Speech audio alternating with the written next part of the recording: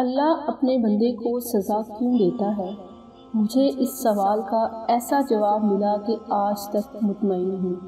ہمارے veterinary department کے ایک پروفیسر صاحب ہوا کرتے تھے، میرے ان سے اچھے مراسم تھے۔ ایک دفعہ میں ان سے ملنے ان کے دفتر گیا، وہ مجھ سے کہنے لگے ایک مزے کا قصہ سناؤں تمہیں؟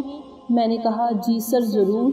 انہوں نے کہا کہ پچھلے ہفتے کی بات ہے، میں اپنے دفتر میں بیٹھا تھا، اچانک مجھے پیغام ملا کہ امریکہ کی سفیر آپ سے ملنا چاہتی ہے، ان کے کتے کو کچھ پرابلم ہے، اس کا علاج کر دیجیے۔ کچھ ہی دیر بعد وہ خاتون سفیر اپنے اعلیٰ نسل کے کتے اور اپنے ضروری عملے کے ساتھ آن پہنچی۔ بیماری پوچھنے پر کہنے لگیں کہ میرے کتے کے ساتھ عجیب و غریب مسئلہ ہے، وہ میرا نافرمان ہو گیا ہے، اسے میں پاس لاتی ہوں یہ دور بھاگ جاتا ہے، خدا را کچھ کرے، یہ مجھے بہت عزیز ہے، اس کی بے اعتنائی مجھ سے سہی نہیں جاتی۔ میں نے کتے کو غور سے دیکھا، 10 منٹ جائزہ لینے کے بعد میں نے کہا میم یہ کتا ایک رات کے لیے میرے پاس چھوڑ دیں، میں اس کا معائنہ کر کے حل ڈھونڈتا ہوں۔ سفیر محترمہ نے بڑی بے دلی سے اسے چھوڑ جانے پر حامی بھری۔ سب چلے گئے تو میں نے کمدار کو آواز لگائی اور اس سے کہا فیضو اس کتے کو بھینسوں کے باڑے میں باندھ دے اور ہر آدھے گھنٹے بعد چمڑے کے 4-5 لتر مارنا، اس کے بعد صرف پانی ڈالنا، جب پانی پی لے تو پھر لتر مارنا۔ کمدار جٹ آدمی تھا، ساری رات کتے کے ساتھ لتر ٹریٹمنٹ کرتا رہا۔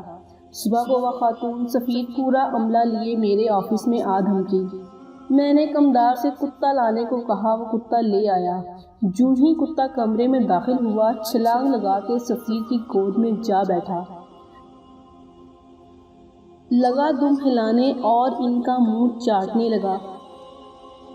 ساتھ ہی کتا مڑ مڑ تشکر آمیز نگاہوں سے مجھے بھی تکتا رہا، کیونکہ میں نے ہی کمدار سے اس کی رسی چھڑائی تھی۔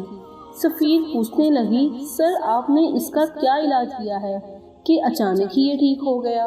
میں نے جواب دیا ریشم معطلس ایئر کنڈیشن روم اور اعلیٰ خوراک کھا کھا کے یہ خود کو مالک سمجھ بیٹھا تھا اور اپنے مالک کی پہچان بھول گیا تھا، بس اس کا یہ خناس اتارنے کے لیے اس کو کچھ سائیکولوجیکل اور فزیکل ٹریٹمنٹ کی ضرورت تھی، وہ دے دی ہے، ناؤ ہی از اوکے۔ اللہ بندے کو سزا کیوں دیتا ہے؟ مجھے اس سوال کا ایسا جواب ملا کہ آج تک مطمئن ہوں۔